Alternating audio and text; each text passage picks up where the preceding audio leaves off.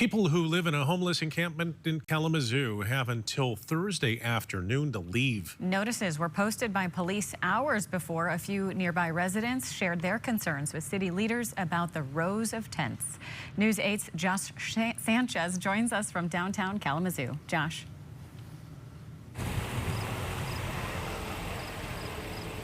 Yeah, it's a tough push and pull here between the residents that have concerns about this camp, as well as the people who are staying here who tell me they have no other place to go to. But the clock is ticking down, and that means some are coming to the realization or may come to the reality of having to leave their few possessions behind or risk being trespassed.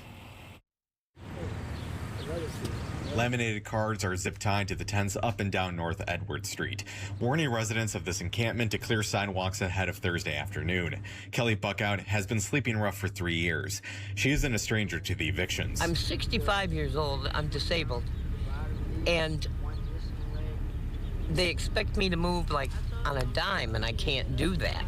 I can't do that. So I just lost most of everything I had. Took advantage of the public comment period. Thanks for your effort. During Monday night's City Commission meeting, a few Northside residents told city leaders that they were worried about the sanitary conditions and safety along the street. But I, too, am a taxpayer, and I should not have to walk. Wendy Fields told commissioners that she now avoids the area. And matter of fact, I don't even walk that way anymore because I feel unsafe. They're all in the streets. You can't drive your car down through there. So I agree that there needs to be something done with the homeless.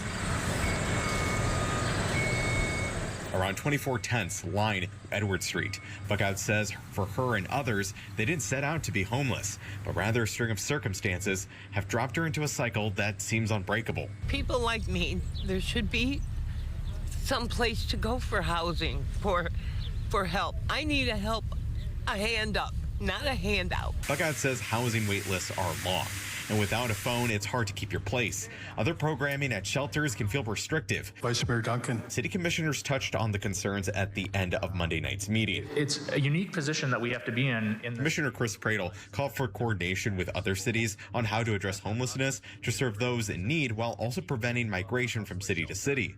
The best pathway to move forward with our community. Vice Mayor Drew Duncan shared simply that discussions were underway on the best path forward. There are steps being taken. This commission takes it very seriously, and we know that we can't just sweep people to the side and that makes the problem go away.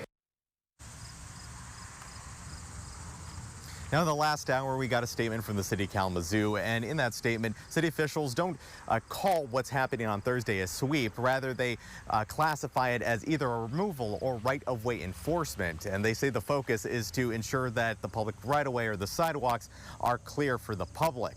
Now, they also say that the Kalamazoo Department of Public Safety Community Service team has been called out to this area of Edward Street for around 330 times, each of those calls having specific various different reasons for why those calls were made. The city also adds that when it's applicable, they do reach out to community partners like nearby shelters to work with them during these type of processes. Live in Kalamazoo, Josh Sanchez, News 8.